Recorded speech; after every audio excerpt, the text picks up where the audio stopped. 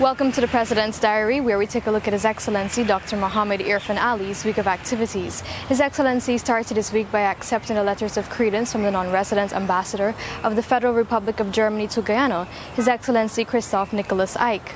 The President spoke about Guyana's Low-Carbon Development Strategy, LCDS, the country's leadership on forestry and carbon market, and the robust development of its health sector. He also said that Guyana is working to become a global leader in food, energy, and climate security. President Ali led Guyana's delegation at the United Nations Framework Convention on Climate Change Conference of Parties, COP28, in Dubai, United Arab Emirates. On Wednesday, President Ali held bilateral discussions with the President of the UAE, His Highness Sheikh Mohammed bin Zayed Al Nahyan. The two leaders reviewed opportunities to develop existing cooperation, especially in the economic and development fields, and agreed to build on these relations in a way that serves their country's vision for a sustainable society and a prosperous future. The meeting discussed the importance of COP28 in finding solutions to achieve sustainability and advance global climate action. On Thursday, the President met with His Majesty King Charles III and former UK Prime Minister and current Foreign Secretary David Cameron. During the meeting with the Foreign Secretary, issues related to the Guyana-Venezuela controversy were raised. On Friday, President Irfaan Ali delivered his national statement at the COP28 World Climate Action Summit. President Ali believes leaders must reset and reflect on how these challenges can be addressed inclusively and without the detriment of the world's developing countries and the poorest people. Every debate of COP28 is framed by two camps. One calling for no cuts in fossil fuel production, including the most polluting form such as coal, and the other saying that the only solution to net zero is an end to fossil fuel production. Then we will fail once again to achieve a viable outcome and not to give our world the energy it needs to grow and prosper. President Ali re-emphasized that Guyana stands in solidarity with every country that is working to create a better future for all, especially in developing nations. We are a carbon net positive country and aim to stay there. We accept the responsibilities that come with being a new oil producer. Our economy will grow more than threefold while keeping energy-related emissions flat. Upon receiving the ruling of the ICJ granting of provisional measures against Venezuela, President Ali reaffirmed Guyana's dedication to pursuing a peaceful legal resolution to the controversy.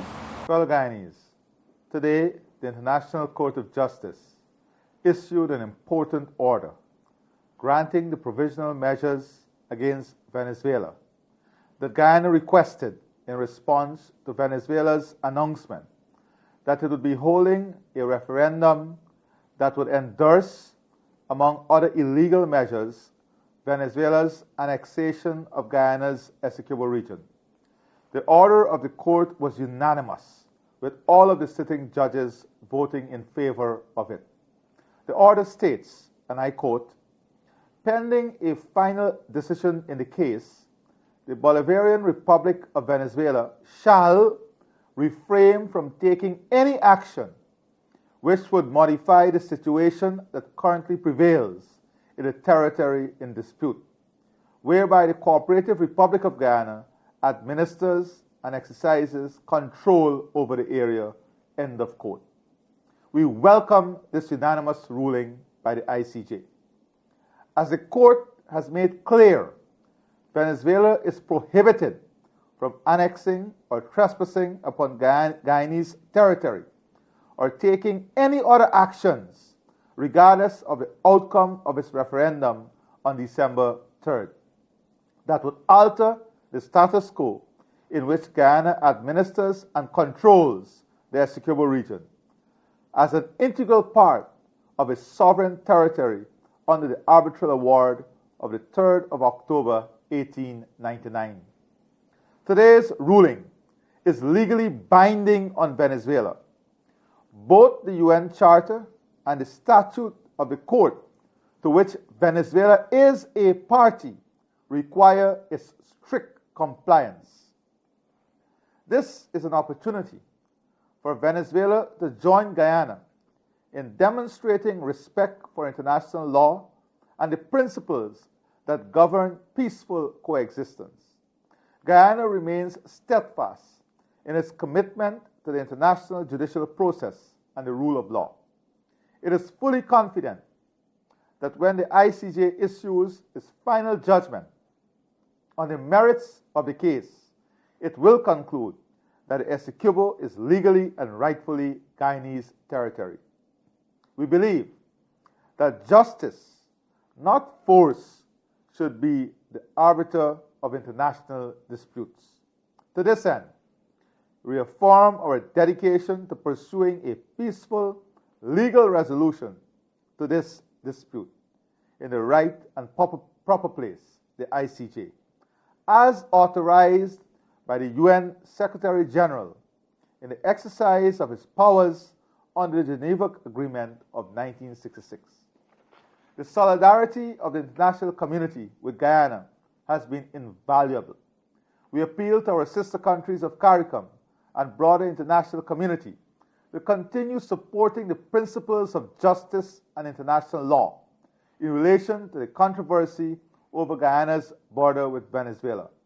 Our collective voice can serve as a beacon for the respect of the United Nations Charter, the rule of law, and the peaceful settlement of disputes. As Guyana prepares to join the UN Security Council, we are conscious of the responsibility that comes with this role to encourage and support international peace and stability and the rule of law. And we encourage all peace-loving nations to insist on Venezuela respect for the Charter of the United Nations and the UN's highest court. We are resolved to maintain our region as a zone of peace, and we invite all nations to join us in this noble pursuit.